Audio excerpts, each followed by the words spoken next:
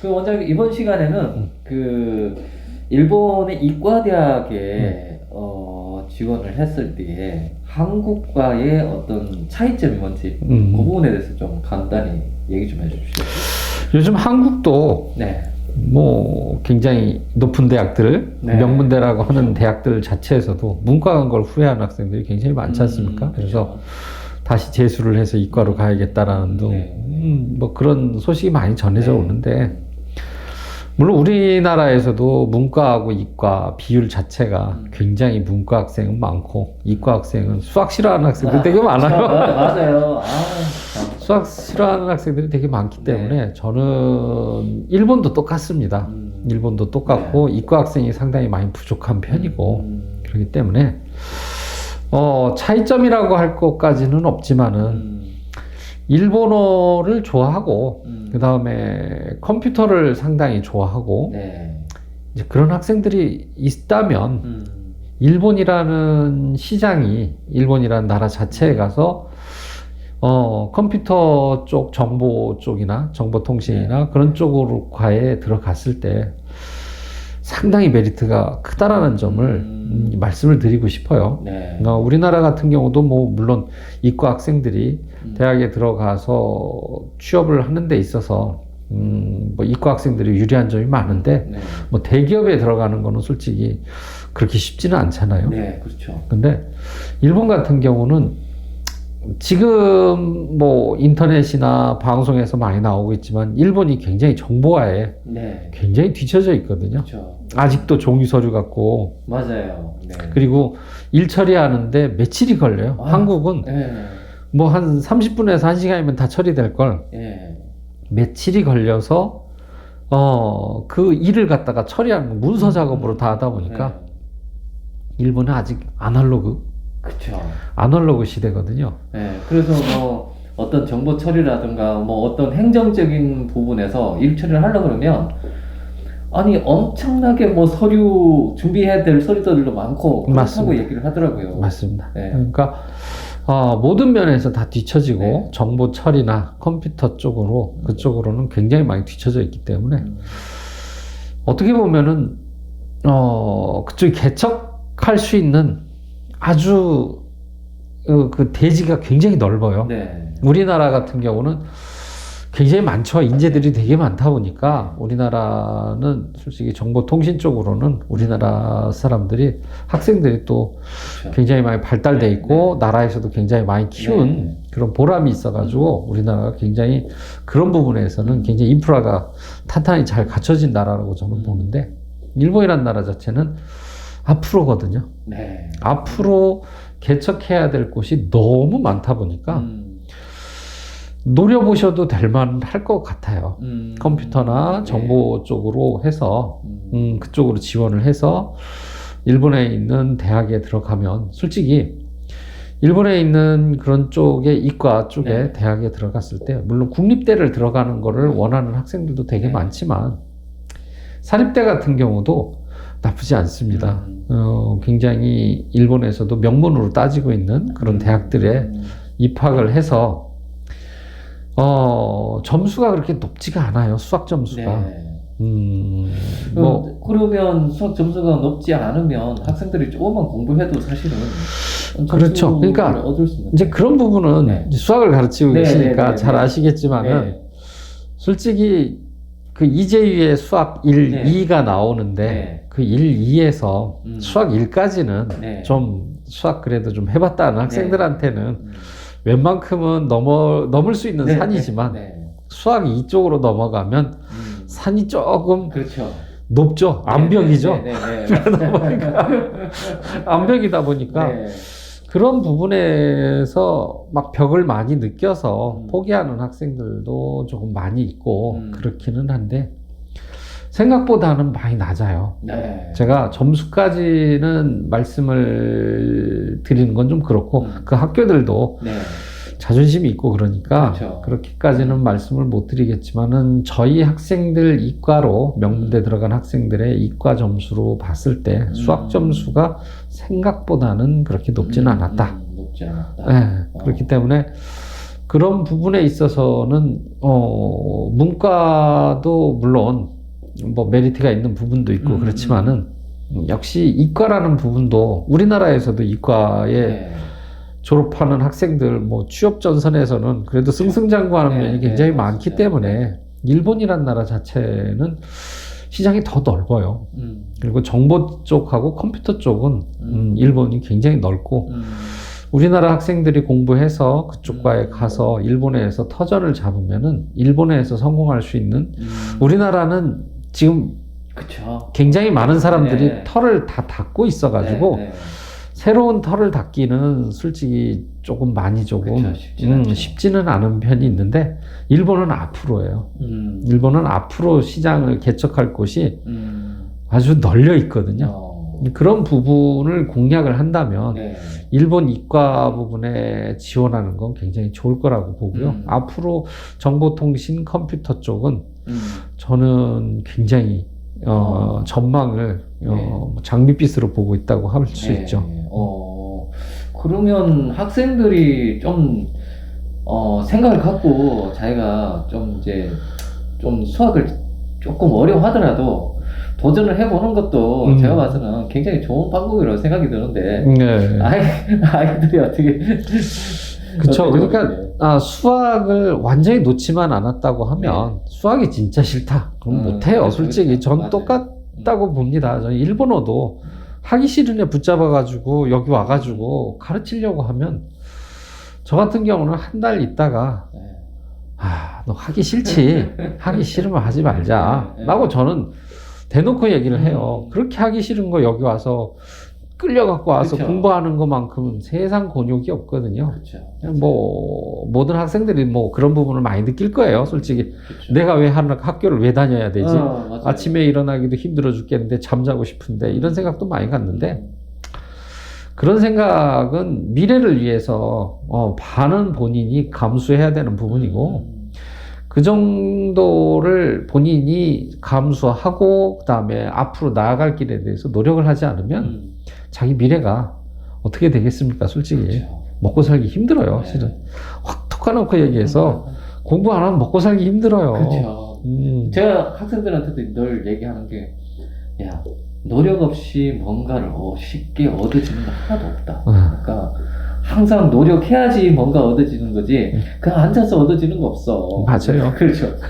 그래서 실은 일본어 점수는 기본적으로 좋아야 돼요. 왜 그러냐면 일본어 점수는 대학의 명문대라고 하면은 이과 과목을 들어야 되는데 언어가 안 되는데 그렇죠. 네. 언어가 기본이라고 보시면 돼요. 일본어는 기본 깔고 그 다음에 이과가 뒷받침을 해줘야지 되는 부분이지 언어가 안 되는 사람이 수학만 잘한다고 해서 그렇죠. 아무 소용이 없어요. 네, 맞아요. 그래서 일본어는 저는 설명을 안 할게요. 일본어는 기본 깔고 네. 지금 중요한 거는 이과냐 문과냐 선택을 한다고 했을 때 가끔씩 오시는 부모님들이 이제 상담을 할 때 애를 이과를 보내고 싶은데요. 근데 애 얼굴은 벌써 싫은 티가 막 그쵸. 나고 있는데 그런 아이를 이과를 보낸다고 한들 점수가 나겠냐라고 생각이 저는 들거든요. 그래서 이과 부분에서 손을 놓지 않은 학생, 저는 수학이 싫지는 않아요. 다만 어려울 뿐이에요 라고 한다면은 저는 이과 한번 도전해봐도 굉장히 좋을 거라고 저는 봐요. 그렇죠. 예. 그러니까 완벽하게 숫자만 보면 막 머리가 쥐날 것 같아요. 이러면은 그쵸. 답 없어요. 그죠. 그건 답 없어요. 그러니까 그런 학생이 아닌 이상은 그리고 의욕만 넘쳐서도 또 안 돼요. 그렇죠. 저는 할 수 있어요. 안 돼요. 저 그런 학생 봤기 때문에 의욕 넘쳐서 저는 이과를 갈 거예요. 수학은 해봤니? 아니요. 수학 놓은 지가 좀 몇 년 됐어요. 의욕과 의욕으로 객기를 부리면 또 안 되고 과욕이 되면 안 되겠고 기본은 웬만큼 깔려서 가야지. 일본도 나라인데 그렇죠. 이거 바닥 깔리지도 않은 애를 갖다 그냥 막 합격시키고 그럴 리는 없거든요. 그렇죠. 그러니까 이과 쪽으로는 저는 솔직히 개인적으로는 굉장히 많이 좀 추천을 해요. 네. 그리고 우리나라도 이과 가면은 좋다고는 하지만은 우리나라에서 이과를 뭐 도전을 했을 때 우리나라는 수능에서 여러 가지 또 많이 들어가잖아요. 그렇죠. 그런 거에 비하면은 일본에 있는 대학들은 시험 과목이 웬만큼 좀 많이 간소화돼 있어요. 그렇죠. 그리고 내신이나 뭐 그런 게 아니라서 네. 네. 그런 부분이 들어가는 게 아니라 실질적인 이과 과목 중에서 수학, 그 다음에 물리화학, 생물인데 생물은 뭐 의대나 뭐 그쪽으로 좀 그냥 그런 쪽으로 들어가기 네. 때문에 그쪽은 거의 잘 안 쓰는 것 같고요. 물리하고 화학 물론 들어가기는 하는데 그 기본 이제 평균점 맞으면은 갑니다. 거기는 평균만 맞고 제일 중요한 건 수학 점수예요. 네. 수학 점수로 거의 이과는 판명이 난다고 보시면 되고 국립대 같은 경우는 요구하는 점수가 있어요. 그러니까 평균을 넘어서야 되는 이과 과목 점수들이 있긴 한데 뭐 굳이 꼭 그렇게까지 할 필요는 없고요. 네. 이과 학생들은 굉장히 많이 부족합니다. 네. 많이 부족하니까 뭐 대학교 졸업하고 난 후에 뭐 미래가 탄탄하다고 보시면 되기 때문에 그리고 타이틀도 굉장히 좋아요. 명문대 들어갈 수도 네. 있고요. 명문대 들어가고 그 다음에 졸업 가까이 오면은 이제 회사에서 아주 옵니다. 미리미리 와가지고 점 찍고 가는 경우가 상당히 많이 있어요. 그렇기 때문에 물론 한국도 좋긴 하지만 일본에서 본인이 일본어도 좋아하고 일본 문화에 관심 있고 한다고 하면은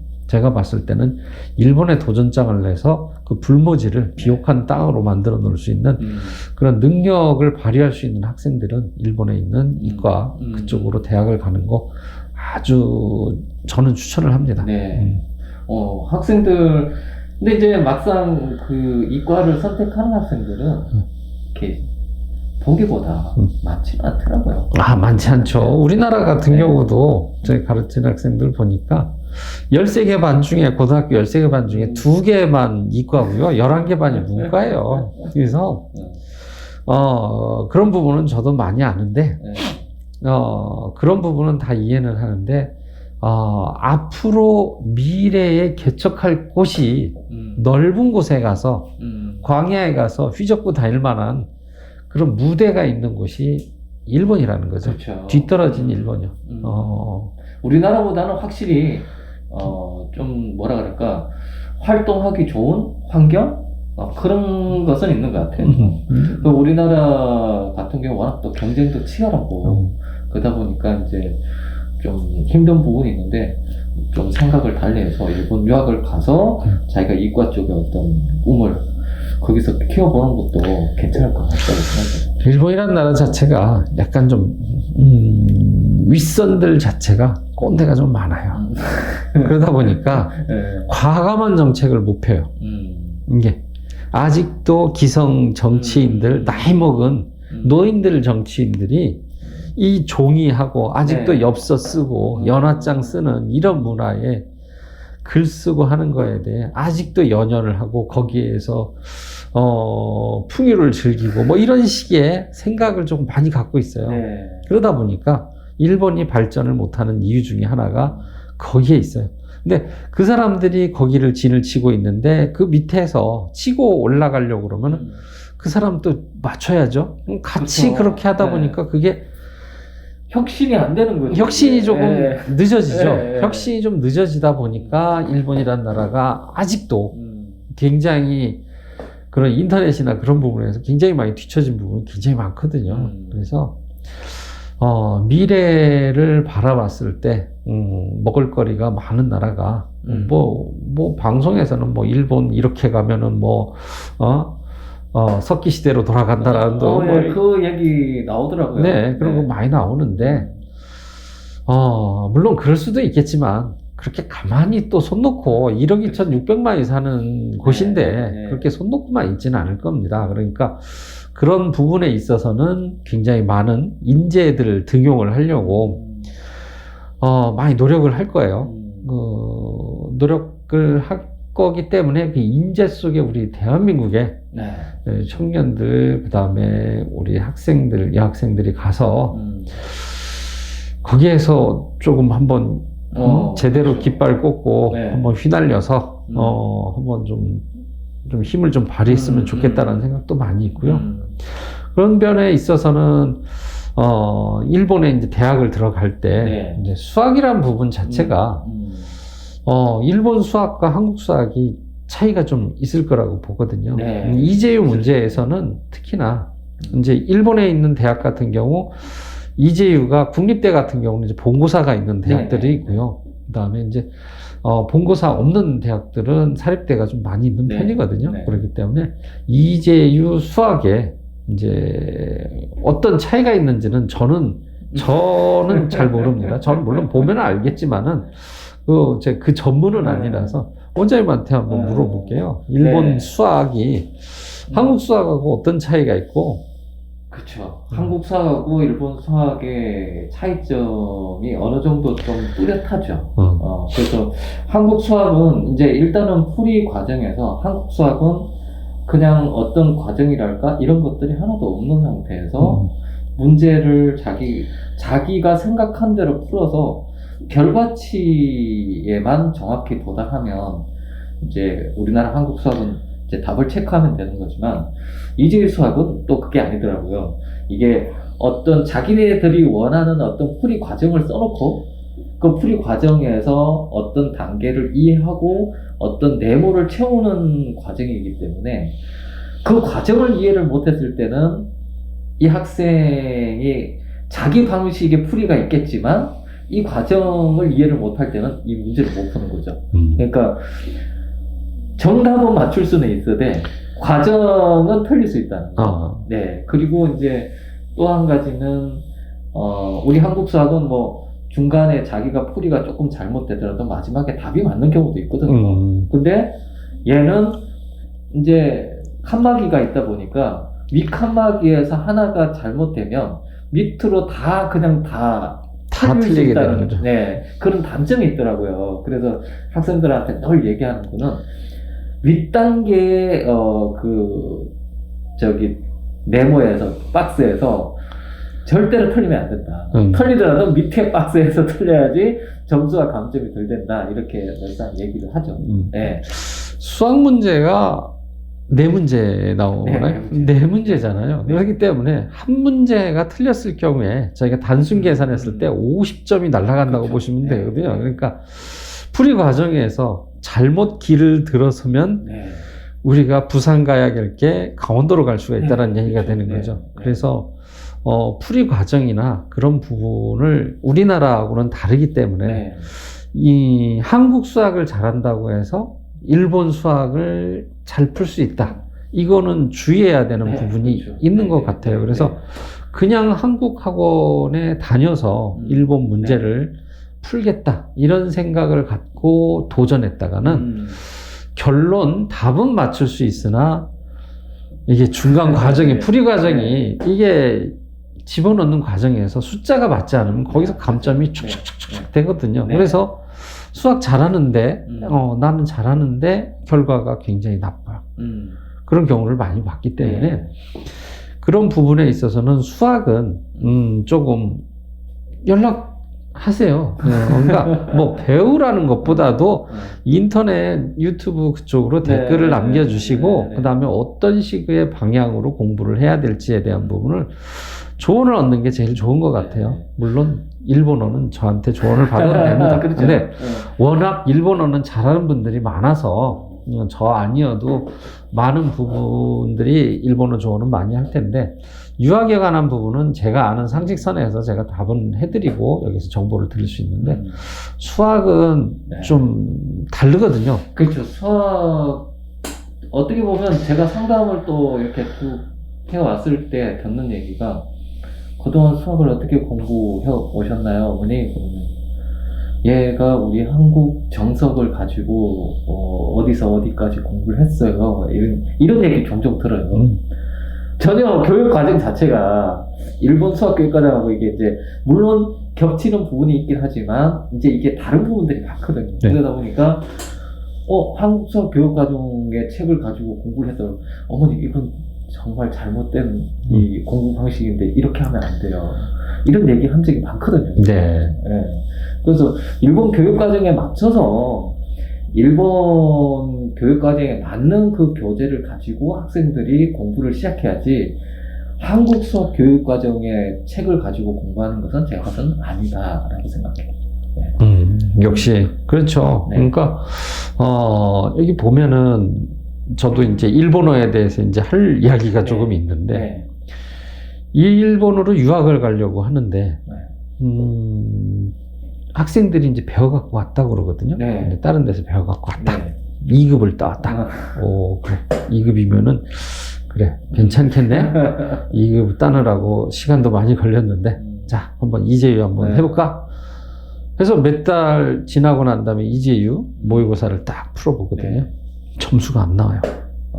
그러니까 그러니까 수준 차가 큰 건. 풀이 과정이 달라요. 네. 똑같아요 수학하고 일본어도 똑같은 거예요. 저희 같은 경우는 히라가나부터 가르쳐서 저희가 이재유 모의고사를 보내야 하고 네. 그 다음에 JLPT 일본어 능력 시험을 1년 공부해서 2급 따갖고 온 학생하고 이렇게 네. 둘이 놨을 때 히라가나부터 배워서 이재유식으로 가르친 애는 점수가 월등해요.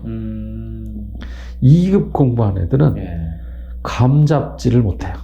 왜 그러냐면은 시간이 부족해요. 네. 시간이 부족하대요. 25문제 일본어 독해인데 25문제 중에 처음에 풀게 하면요. 네.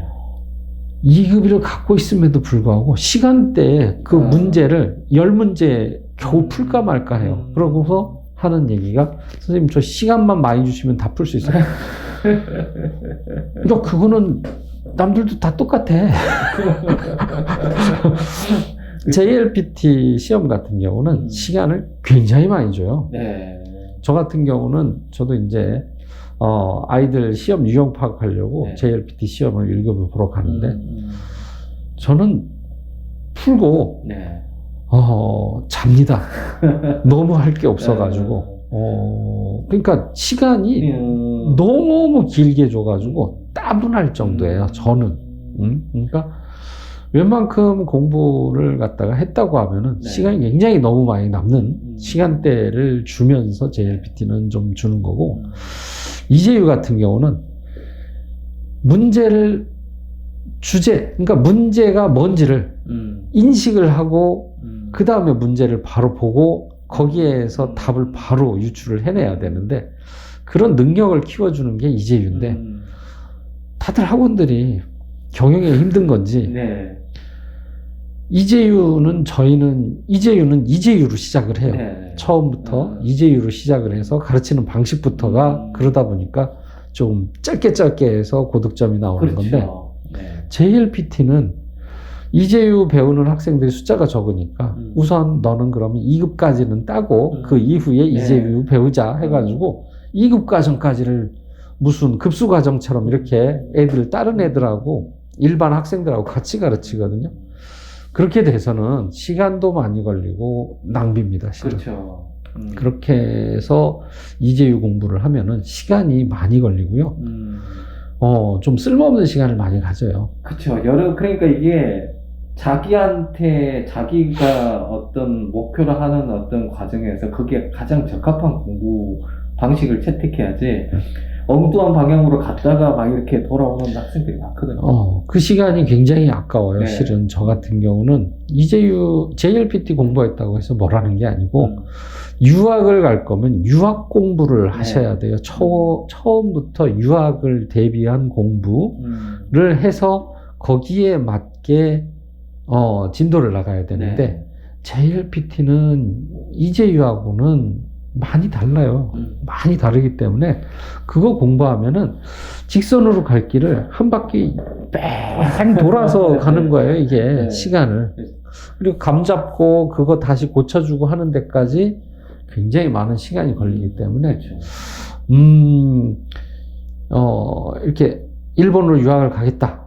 그러면은 뭐 기초 과정에서부터 뭐 급수를 따야 되겠습니다. 네. 해가지고 그렇게 집어넣은 거면 그 아이들이 다른 애들은 유학 가는 애들이 아니에요. 거기 앉아가지고 같이 일본어 JLPT 과정 배우고 있고 그러거든요. 도움되지 않습니다. 네. 그 우리 저 수학할 때도 또 이런 경우도 있어요. 학생들이 어떤 경우냐면 해석을 못해요. 수학 용어 나오고 이제 뭐 이러다 보니까 또 한자도 또 처음 보는 한자 나오고 이러니까 오히려 제가 해줘야 되는 맞아요. 이런 상황도 있더라고요. 맞습니다. 애들이. 네. 그래서 한자가 너무 약하다. 요즘 애들은 옛날 같지 않고 네. 거의 까막눈이에요, 한자가. 그러다 보니까 여기에서 제일 힘든 게 네. 한자를 못 외우는 거죠. 그러니까 미디어들이 발달을 해서 네. 그냥 가만히 TV를 틀어도 일본 애니도 나오고 드라마도 나오고 뭐 하다 보니까 네. 귀 트임은 빨리들 해서 와요. 근데 문제는 한자를 못 읽어요. 그러니까요. 그래서 수학 문제도 이렇게 쭉 있는데 해석을 잘못하면 엉뚱한 방향으로 그렇죠. 풀이가 이루어지거든요. 근데 그걸 정확히 해석을 해야 되는데 얘네들이 해석을 잘 못하는 상황도 있더라고요. 네. 보통 일본어 같은 경우는 저는 독해를 풀 때는 문제를 제대로 읽고 네. 과연 이 문제를 낸 사람의 의도가 뭔지를 파악을 하고 그 다음에 네. 본문에 들어가야 된다. 이 사람이 너한테 뭘 찾으라고. 네. 숲속에 들어가기 전에 토끼를 잡을 건지 여우를 잡을 건지 멧돼지를 잡을 건지 그거를 정해놓고 달려가야 되는데 아이들은 문제를 아주 소홀히 읽어요. 다 읽고 하고 본문 막 들어가요. 그래놓고 다 해석하고 문제가 뭐였지? 다시 올라가. 다시 올라가가지고 문제 보니까 내가 못 읽었지? 또 그러니까 그런 부분을 네. 제가 가르치면서 애들한테 그래요. 애들이 다 공감을 해요. 맞아요. 이렇게.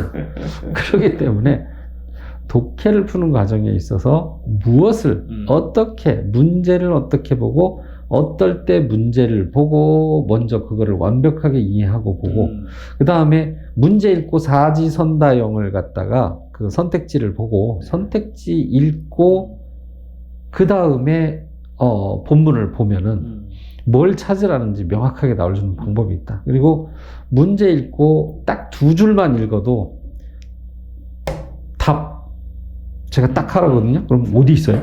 이렇게 얘기하거든요. 저는 답이 보여요. 필자의 의도를 아니까 2줄만 읽어도 여기 답. 그런 다음에 설명해주면 그러네요. 애들은 무작정 숲부터 달려요. 달려서 토끼든 멧돼지든 그래놓고는 내가 뭘 잡으러 왔지 이렇게 고민하다가 그러다가 시간에 또 무한 2바퀴 도는 거예요. 1분 30초 만에 문제 하나 풀어야 되는데 2바퀴 돌고 3바퀴 돌고 그러다 보니까 25문제 중에 10번 10번 딱 가가지고 삐삐삐삐 끝나는 거죠. 그러니까요. 저 같은 경우도 이렇게 애들 야 문제 풀어봐 뭐 이렇게 하다가 선생님 이게 해석이 뭐예요? 수학 문제를 해석을 해줘야 되는 상황이 벌어지더라고요. 이 상황 자체가. 그래서 이거 뭐야?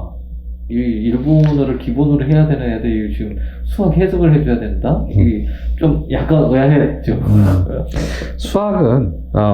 수학도 물론 그렇지만은 일본어도 한문이 기본 깔리지 않으면 문제 풀 그게 되질 않아요. 그러니까 수학은 그래도 문제하고 거의 숫자가 대부분이니까 그나마 다행인데 물리하고 화학 그런 거는 그거는 거의 다가 일본어라고 보면 돼요. 그 뭐 물리 같은 거 화학은 그래도 화학식이 좀 나는데 물리 같은 건 쭉 설명을 이렇게 쭉 하는데 야 얘네들이 과연 제대로 해석할 수 있을까? 이런 의문이 들더라고요 사실. 그래서 공부를 많이 해야 돼요. 일본어 공부를 많이 해야 되고 그런 부분에서 차이를 좀 많이 느끼려고 하면은 제대로 된 일본어 공부가 필요합니다. 그렇죠. 그러니까 JLPT의 지문이나 그런 걸 보면은 그런 걸 보고 급수 2급, 1급 따려고 노력할 게 아니고 네. 일본 유학을 가려고 하는 학생이라면은 그에 맞는 책을 공부시키는 게 맞거든요. 네.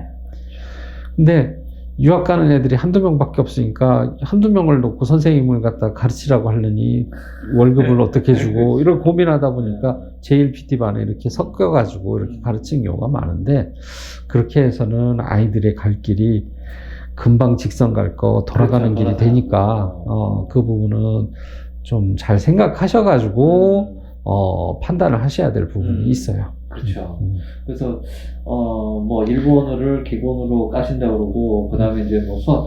그러니까 전체적으로 제가 봐서는 이과 쪽으로 가려면 뭐 수학뿐만이 아니고 일본어는 기본, 뭐 수학, 그다음에 뭐 물리, 화학도 정말 좀 잘해야 되는. 일본어를 제대로 깔아주면 물리, 화학도 보여지거든요. 그런데 일본어가 깔리지 않으면은 다 이제 안 되는 거죠. 문제는. 네. 그런 경우가 있을 것 같아요. 네. 그래서 이번 시간에 지금 일본 이과 대학에 진학을 했을 때 이제 뭐 여러 가지 이제 뭐 이점이랄까 이제 그리고 또 어떤 부분을 또 열심히 해야 되는지 그리고 이제 또 일본으로 건너가서 자기가 이제 개척할 부분이 많다라는 얘기를 하셨죠. 네. 네. 그래서 이런 내용을 학생들이 좀 많이 참고해가지고 좀 이과 쪽으로 좀 자기가 꿈을 좀 실현했으면 하는 바람이 있습니다. 일본은 진짜 컴퓨터하고 정보 쪽으로는 네. 갈만합니다. 아, 창창해요.